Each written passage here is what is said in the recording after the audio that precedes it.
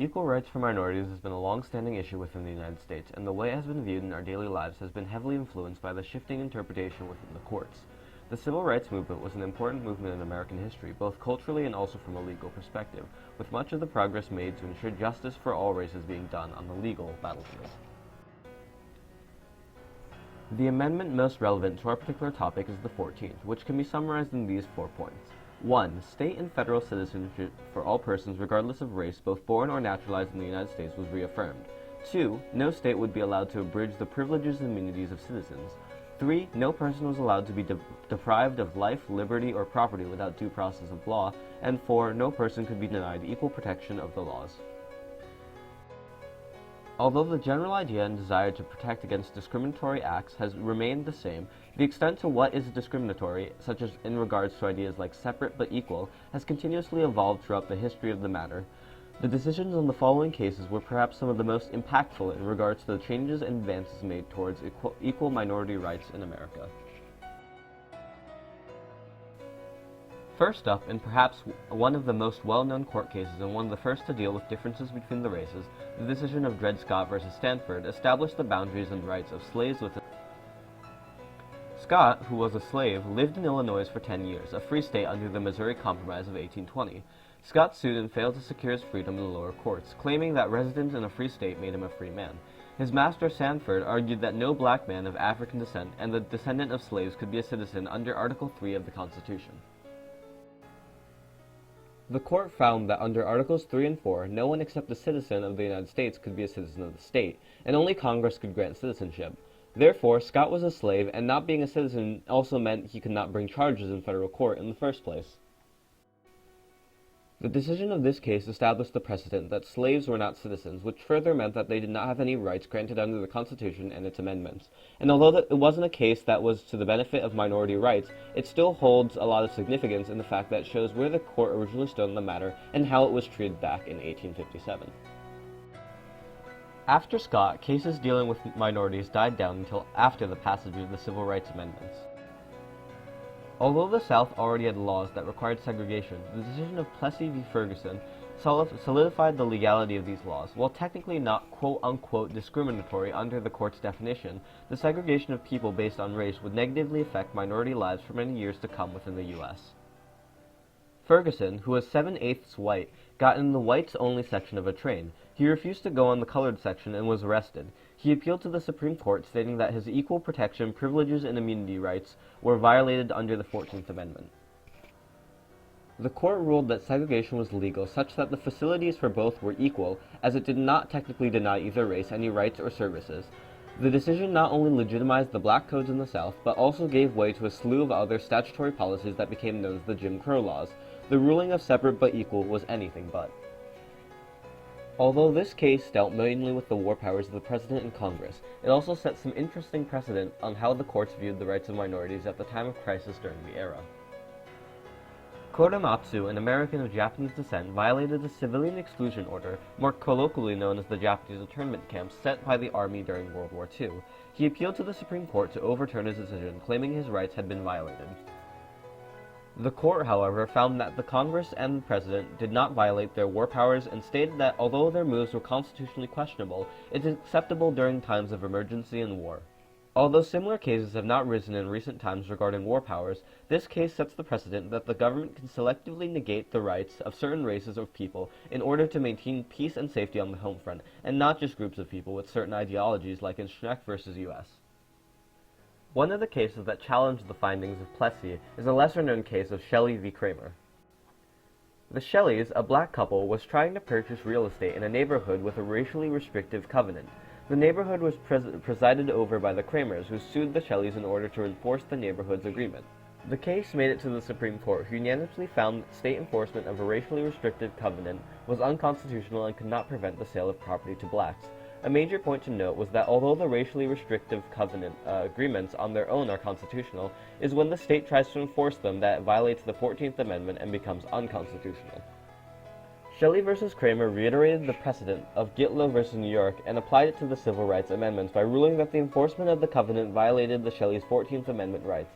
This ruling solidifies the fact that states are held accountable to constitutional amendments and was an important step in not only changing the way the 14th Amendment was viewed, but also how they had to be acknowledged by states. Perhaps one of the most significant cases in terms of the civil rights movement, and one of the first to truly begin the process of establishing truly equal rights for all, Brown v. Board of Education was a fundamental case that saw real progress in the push for rights for African Americans and minorities. Black children were being denied admission to certain public schools in the South due to laws requiring segregated school systems. Brown argued that the segregation of black and white students violated the Equal Protection Clause.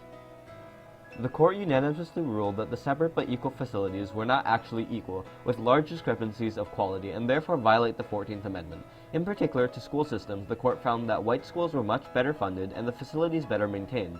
Additionally, the court agreed that separation of black and white children led to an irreversible sense of inferiority in the former that would be very damaging to the young minds. It overturned the previous ruling of Plessy v. Ferguson, stating that separate facilities based on race were inherently unequal and thus unconstitutional.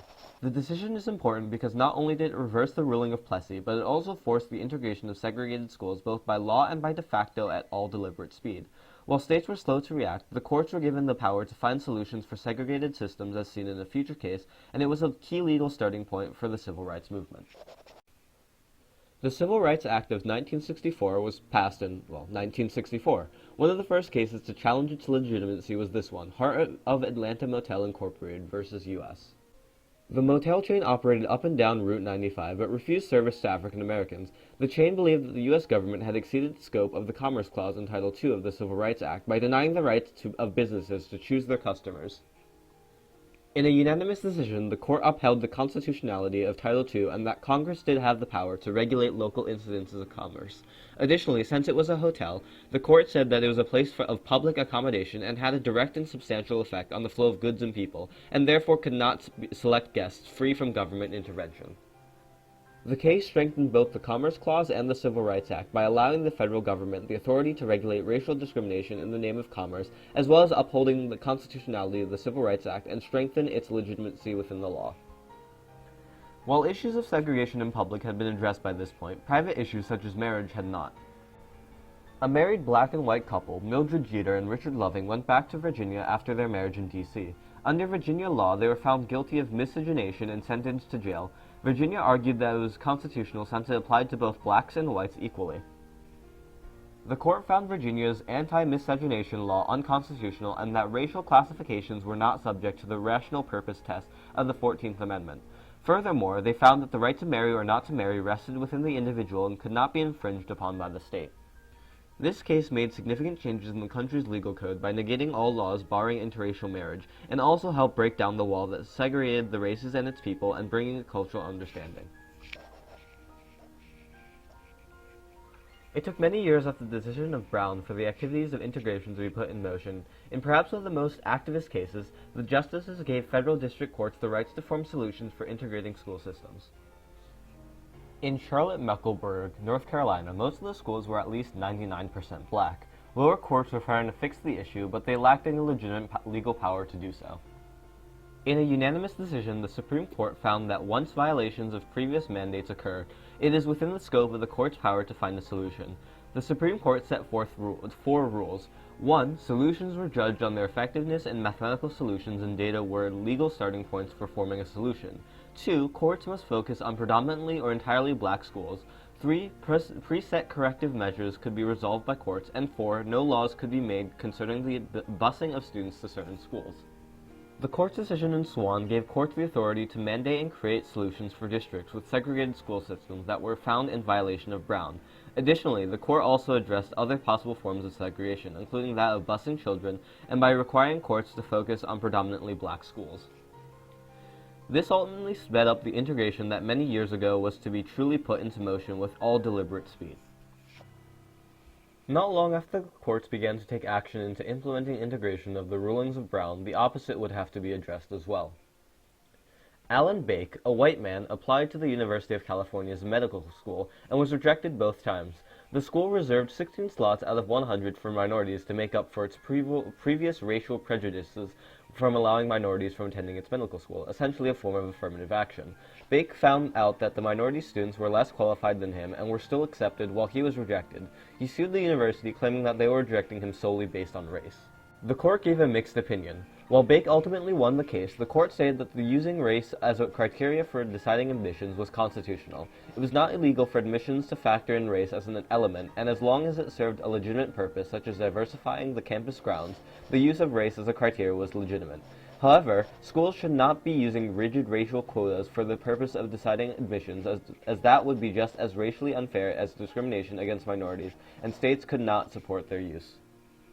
This is particularly important even after the civil rights movement ended, since affirmative action was unclear and largely left up to the colleges, and the fairness of such laws were rather hazy. Like that of public schools, the early deciding cases did not set any guidelines on what was constitutional and what was not, and while Swan addressed racial issues regarding education, it applied only to public schools and not higher education institutions, and didn't touch much on areas in which people are selected and whether race was a valid merit for selection.